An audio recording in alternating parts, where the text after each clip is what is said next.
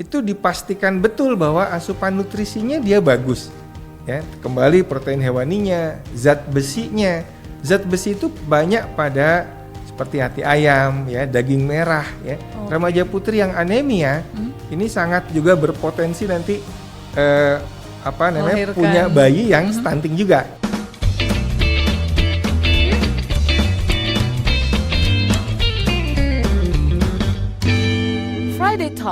Friday Talk. Baik, berarti memang harusnya dari remaja, khususnya adalah calon-calon ibu ya, remaja putri, kita bagaimana sering kontrol juga ya. Betul. Berarti dok, untuk mengetahui apakah kita anemia atau tidak dan meningkatkan zat besi yang ada di dalam darah. Betul. Oke, sebelum membahas nanti tentang pencegahan dok, ini menarik karena saya membaca salah satu riset ini ada yang sempat dilakukan di Nusa Tenggara Barat, di mana apakah sebenarnya ada hubungan ketebalan lipatan kulit? Biasanya ini kan sering lihat, bayinya gemuk, nah kayak gitu, dengan pemberian makanan tambahan kepada anak stunting, yang ternyata kala itu hasilnya tidak ada kenaikan yang signifikan, dok.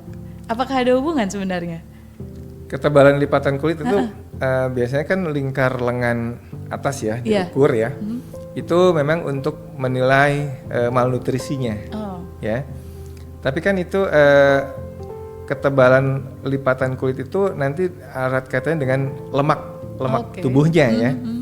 Nah ini kalau stunting kita bicara masalah tinggi badan, masalah panjang badan, pertumbuhan linear.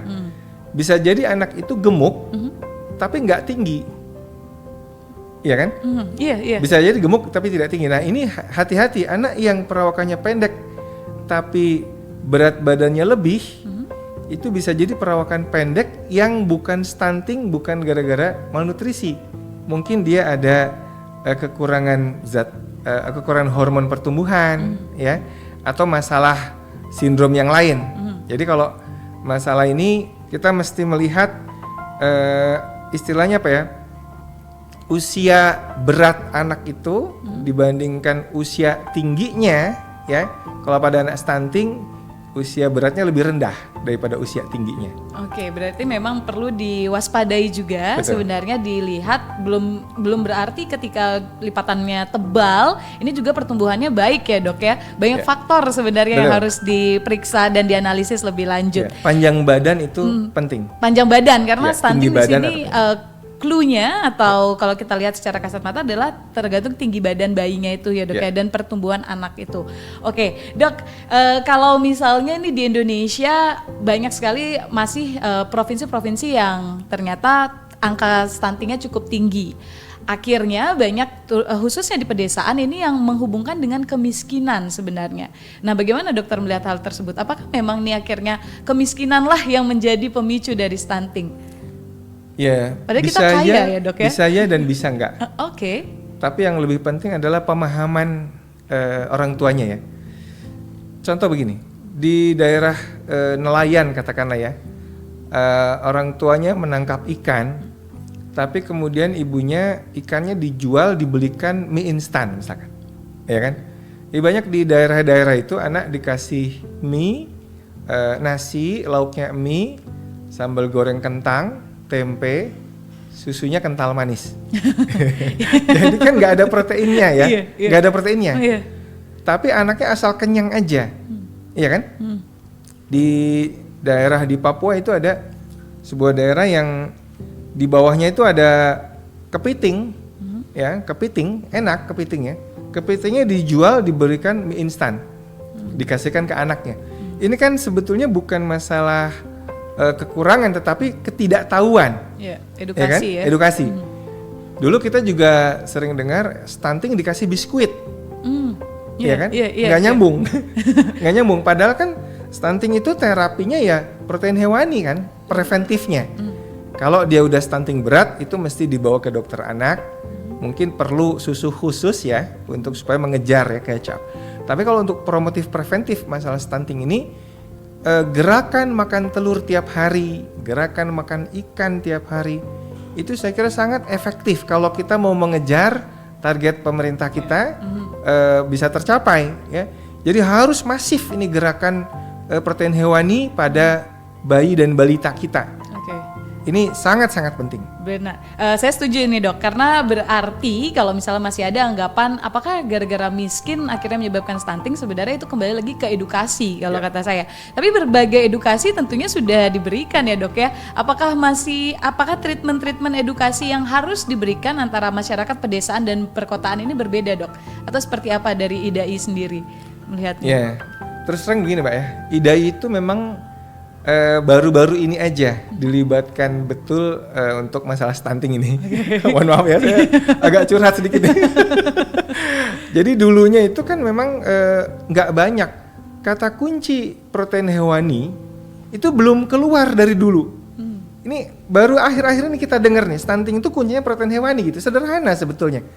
Dan ini saya kira masalah yang sederhana tetapi nggak banyak orang tahu gitu ya. Nah ini yang saya juga butuh bantuan media nih untuk sosialisasi. Insya Allah kalau saya optimis nih, kalau gerakan protein hewan ini sudah menyebar luas ke masyarakat, anak-anak kita itu diberi nutrisi yang benar, ya, cukupi pada saat MPASI. Pada saat MPASI itu fokus nanti protein hewaninya harus cukup, harus banyak. Harus banyak ya, protein hewani itu kan nanti ada proteinnya dan ada lemak hewaninya ya, itu harus cukup. Insya Allah anak-anak kita tidak stunting. Terhindar dari stunting. Iya. Ini khusus juga pesan berarti dari dokter untuk Mahmud ya dok ya, mama muda nih, supaya tidak langsung menangkap sebuah informasi bulat-bulat. Jadi sebenarnya untuk mencegah stunting adalah penuhi protein hewani, khususnya adalah ketika MPASI tadi. Betul. Maka target pemerintah untuk 14% di tahun 2024 bisa tercapai ya dok. Insya Allah, ya. Nah ini kalau membahas juga tentang stunting, mungkin makanan-makanan atau pranya itu sendiri dok. Kalau tadi kita membahas adalah tentang ibu yang sebaiknya dari remaja sudah mulai memenuhi zat besi dan lain-lain. Apalagi tahap-tahap atau langkah-langkah preventif yang bisa dilakukan dok sebenarnya? Ya, karena salah satu penyebab stunting itu juga adalah penyakit ya. Selain nutrisi juga penyakit kronik ya. Maka melengkapi imunisasi ya pada anak itu juga bisa berperan penting. Karena anak yang bolak-balik sakit itu akan terganggu nutrisinya, ujung-ujungnya stunting juga. Jadi anak yang sehat itu nafsu makannya akan baik, makannya juga bisa banyak, insya Allah nggak stunting kan? Kalau dikasih asupan yang benar ya. Baik. Tapi kalau anak itu bolak-balik sakit, ya, bolak-balik dirawat masuk ke rumah sakit, nah ini kan tentu akan berpengaruh ke nutrisi yang masuk ke dia. Nah disinilah kemudian pentingnya melengkapi imunisasi rutin sebetulnya yang sudah digariskan oleh pemerintah. Ya, sayangnya nih pandemi ini membuat cakupan imunisasi kita anjlok, menurun.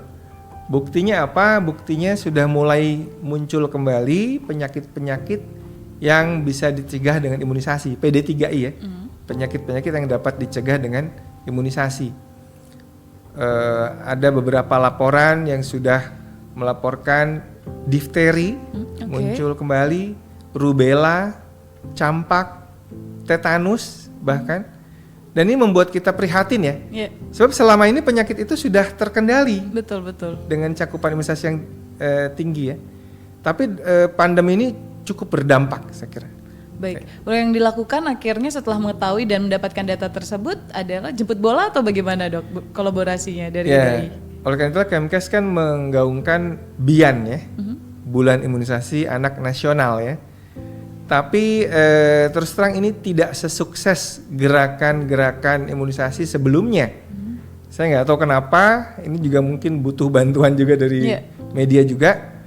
Mungkin karena orang-orang nggak ngeh apa sih sebetulnya penyakit-penyakit berbahaya yang muncul kembali ini gitu. Ya misalnya saya kasih contoh difteri lah. Difteri itu sebuah penyakit saluran pernafasan yang kalau anak itu tertular difteri, dia saluran nafasnya tersumbat oleh selaput putih. Akibatnya kerongkongannya ini, tenggorokannya ini mesti dibolongi, dibedah, dioperasi, dipasang selang, ya kan?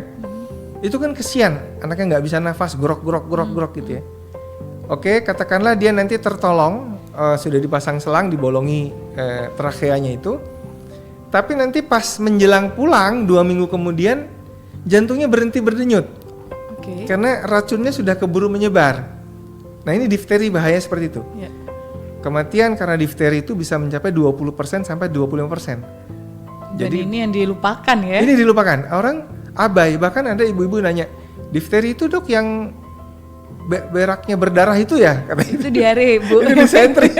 Oh, disentri bisa diare juga. Jadi difteri dianggap disentri. Kalau disentri kan ya nggak seheboh itu kan. Iya. Nah, kok difteri ini heboh sebetulnya harusnya. Cuman masyarakat kita nggak aware dengan itu. Padahal itu bisa diatasi dengan imunisasi ya dok. Dengan imunisasi dan itu gratis ya. Pada saat Bian ini kan gratis nih. Silakan mungkin orang tua pada berbondong-bondong ya ke layanan kesehatan, baik itu puskesmas, posyandu, untuk diberikan Bian ya bulan imunisasi anak sekolah ini anak nasional ya, supaya anak-anak kita kembali catch up lagi imunisasinya. Ya. Karena dari imunisasi ini juga menjadi gerbang awal untuk mengatasi stunting ya dok. Kalau saya masuk rumah sakit terus seperti kata dokter, bagaimana kita mau mengatasi stunting? Betul. Padahal systematic review terbaru ya, gabungan dari meta analisis, makan telur lebih dari 1 sehari mencegah kita dari serangan stroke maupun serangan penyakit jantung koroner. Ya, jadi ayo gerakan makan telur ini kita gencarkan. Ya?